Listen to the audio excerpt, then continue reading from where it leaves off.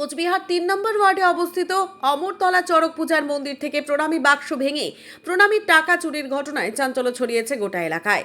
স্থানীয় বাসিন্দা রতন কুমার পাল বলেন, প্রতিদিনের মতো এই দিন সকালে তিনি মন্দিরের দরজা খুলে লাইট বন্ধ করার সময় দেখতে পান প্রণামীর বাক্স সঠিক জায়গায় নেই। বাক্সটির তালা ভাঙা অবস্থায় রয়েছে। তখনই এলাকাবাসীদের খবর দেয় এবং বিষয়টি নিয়ে তৎপরতা শুরু করে স্থানীয় বাসিন্দারা। ইতিমধ্যে কোচবিহার কোতোয়ালি থানায় অভিযোগ দায়ের করেছে স্থানীয় বাসিন্দারা। অভিযোগের ভিত্তিতে ঘটনার তদন্ত শুরু করেছে পুলিশ। মানে কি দেখলেন,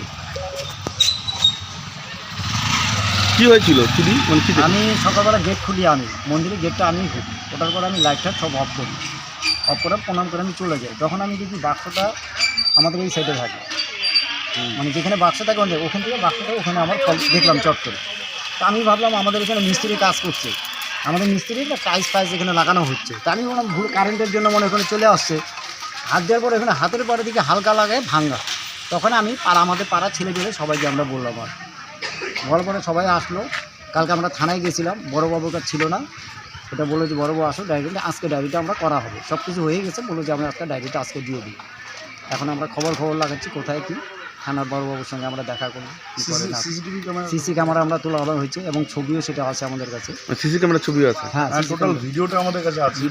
সিসি ক্যামেরাতে যাকে দেখেছেন আর কি, যে চুরি করছিল, তো সে কি চেনা পরিচিত মনে হলো? অনেক আইডিয়ার উপরে আমরা ধরতে পারছি যে ও হতে পারে আর কি। ঠিক ডাইরেক্টলি আমরা তো ধরতে পারবো না, যেহেতু মুখ শালু কাপড় পরা ছিল, ওটাটাই শালুর গাড়ু, এখন মুখটা ঢাকায় এরকম কিসে শালু। রাত কটার সময়?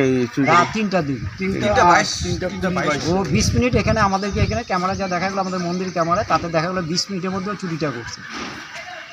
আপনার নাম? আমার নাম হচ্ছে রতন কুমার পাল। এই জায়গাটার নাম কি, মন্দিরটার নাম কি? এই যে অমরতলা চড়ক মন্দির, নেতাজি কর্মী। কত বছরের পুরনো মন্দির এটা?